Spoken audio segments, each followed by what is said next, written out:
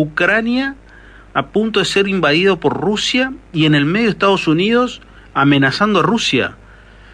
Muchos analistas observan cómo puede llegar a ser el nido de un conflicto bélico internacional propio del siglo pasado, no tanto de este siglo. Gustavo Bren, analista internacional, quien tiene la deferencia de atendernos estos minutos como para darnos un contexto. Gustavo, ¿qué tal? Buen día. ¿Cómo le va? ¿Cómo anda? ¿Qué tal? Muy buenas tardes, buenos días. Primero, una gran solidaridad con el pueblo, que está sufriendo realmente muchísimo con los incendios. Y también quería resaltar, porque es menester hacerlo, la ineficiencia del Estado argentino que se nota en cosas como estas, lamentablemente. Sí. Huelgan las palabras, me parece, que en todo esto. Los hechos marcan por sí solo. Digo, sin duda. Uno no tiene que abundar mucho en calificativos, solamente la realidad nos golpea y nos indica qué es lo obvio, ¿no? Por dónde pasa lo obvio, por más que se quiera construir un relato de otro tipo de naturaleza. Gustavo, ¿cómo es esto cómo es el origen, la génesis de todo este conflicto que en momentos parece que se termina de concretar? Esto es, de la invasión de Rusia a Ucrania, y ¿qué tiene que ver Estados Unidos en todo eso? Bueno, primero un poquito de historia. Después de la Segunda Guerra Mundial, Estados Unidos y Rusia se dividieron, digamos, de alguna forma geopolíticamente el mundo, y todo lo que era Europa del Este quedó en manos de la Unión Soviética, y uno de los países que después de la caída del muro de Berlín quedó fuera del Pacto de Varsovia, que se disolvió y que queda geográficamente como, digamos, el queso del sándwich, del tostado jamón y queso, es Ucrania, con lo cual geopolíticamente es muy importante tanto Ucrania como los países del Báltico, Letonia y Estonia, que son salidas al mar. Y Rusia fue perdiendo obviamente preponderancia geopolítica a medida que China fue ganándola vía errores de Estados Unidos, en mi opinión. Y ahora Rusia quiere de alguna forma no perder protagonismo geopolítico, basado solamente no en una economía grande que no la tiene, sino en la gran cantidad de armamentos nucleares que posee. Y ahí viene una pulseada muy grande, porque por un lado Europa teme una iniciativa de expansionismo de Rusia, y Rusia tampoco no se quiere quedar, digamos, en la situación en que está, viendo pasar cómo va perdiendo hegemonía geopolítica.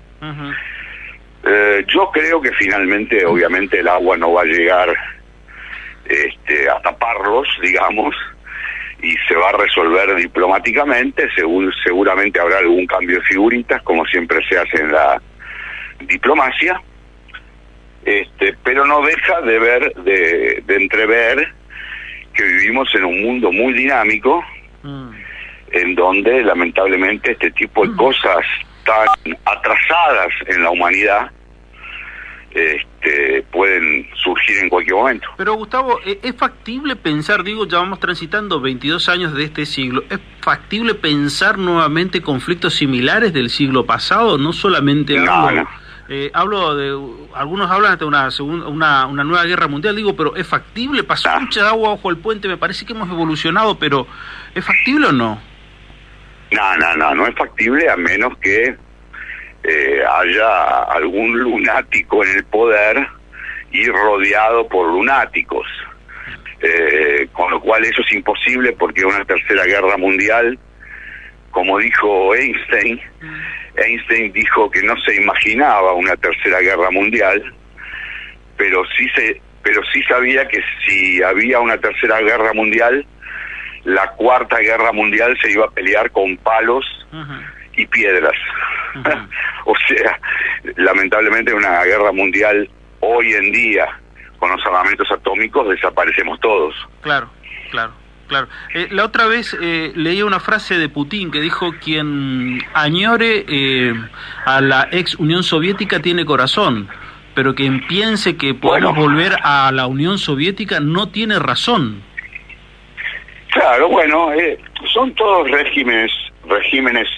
Hoy hay una paradoja, que es la siguiente: las democracias, a través de los varios instrumentos de comunicación, si bien el mundo avanzó mucho en tecnología y en todo, y hay menos cantidad de pobres en el mundo, hablo, menos cantidad de pobres de lo que había, sin por eso decir que la pobreza de hoy es mucho más reactiva que la pobreza de antaño.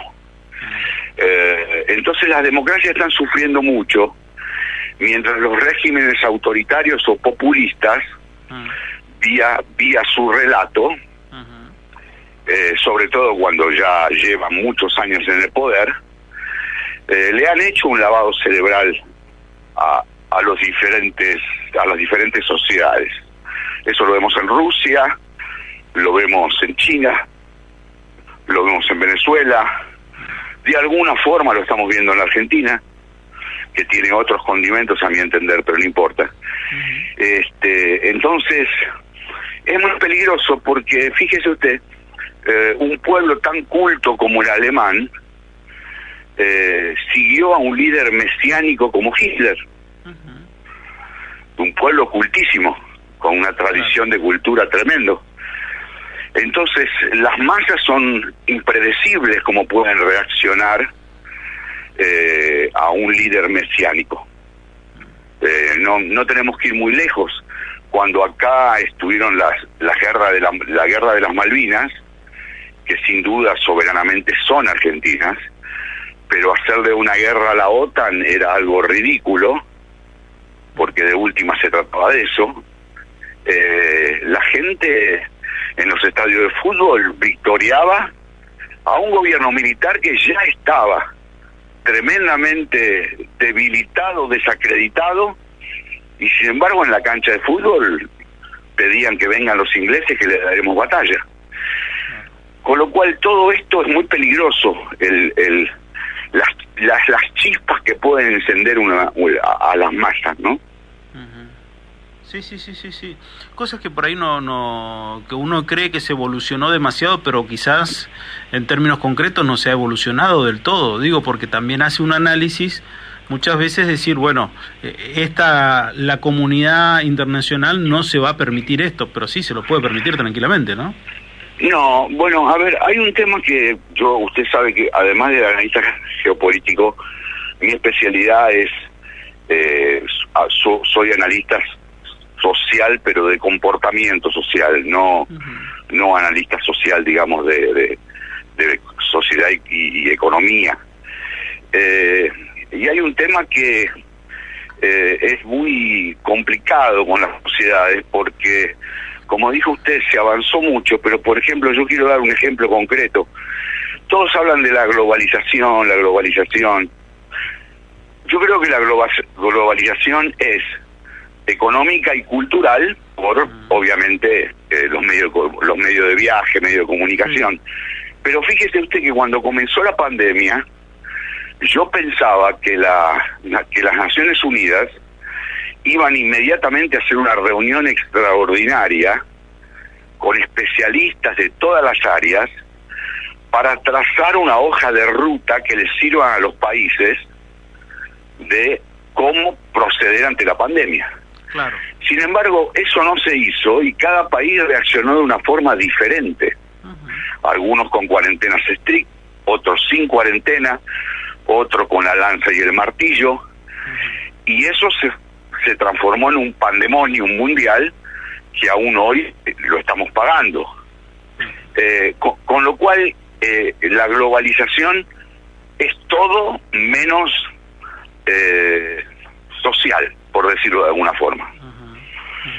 Y bueno, eso es algo que el ser humano todavía no lo ha logrado. peligroso porque, última, cuanto más las sociedades están informadas, menos pueden seguir a un líder mesiánico. Sí, me quedé pensando en varias cosas que dijiste recién, y una de ellas que tengo bien en claro precisamente pasa por el hecho de decir, bueno, muchas veces esos liderazgos, me parece que una de las cosas que se ha demostrado ahora es que ha modificado cómo son los liderazgos, digo, porque los liderazgos están más acondicionados a la sociedad, no es tanto como antes que la sociedad se acondicionaba más al líder, ¿no? Yo eso lo puedo explicar porque hasta la Segunda Guerra Mundial, la mayoría de los países elegían líderes que los puedan defender de contiendas militares. Sí. Primera Guerra Mundial, Segunda Guerra Mundial y para atrás, bueno, ni hablar, ¿no? Sí. Pero después de la Segunda Guerra Mundial, con el famoso periodo de expansión que podemos llamarlo sueño americano, por decirlo, acá también lo hubo, un periodo de expansión, la gente empezó a buscar otras cosas. Gente, políticos que le den una mejor calidad de vida, mejoras en las instituciones. Y los políticos no saben, porque los políticos no son marcianos, me refiero. A ver, acá puedo poner un párrafo para explicarlo desde el punto de vista de la Argentina. Y usted, si me permite, yo se lo explico. Todos estamos hablando hoy de la situación de Argentina y todos los analistas y canales de televisión y radio los centran en la política. Los políticos argentinos surgen de la sociedad argentina. Voy a dar ejemplos. Yo el otro día estuve unos días en la costa, había un embotellamiento y había, esta palabra quiero que quede muy firme en lo que estoy diciendo, suficiente cantidad de autos que andaban por la banquina a 120 kilómetros por hora. O si usted va a una fila de aeropuerto, acá en la Argentina ve cómo es la fila, un embudo, y cómo es esos mismos argentinos en una fila en el exterior, o cómo es pasarse un semáforo en rojo. Entonces, ¿cuál es mi posición? En la Argentina hay suficiente cantidad de personas transgresoras que cuando llegan al poder, esas personas seguramente se transforman en transgresores aún mayores, porque tienen cajas para administrar. Claro, sí. Una frase que siempre se denomina es, todos hacemos exactamente lo mismo, en mayor o menor medida. Claro, los pueblos tienen los gobiernos que se le parecen, sí. no que se merecen. No hay una cuestión de merecimiento, hay una cuestión de espejo. De cada 100 personas que van a ingresar al sector público, seguramente hay una suficiente cantidad de personas que se transforman en corruptos, otros no y se irán, y otros no y se quedarán, viendo cómo pasan esas cosas. La verdad que sí, es muy interesante abordar toda esa clase de temas y seguramente seguiremos en contacto porque me parece muy interesante tu óptica. Te mando un abrazo, Gustavo, gracias por estos minutos.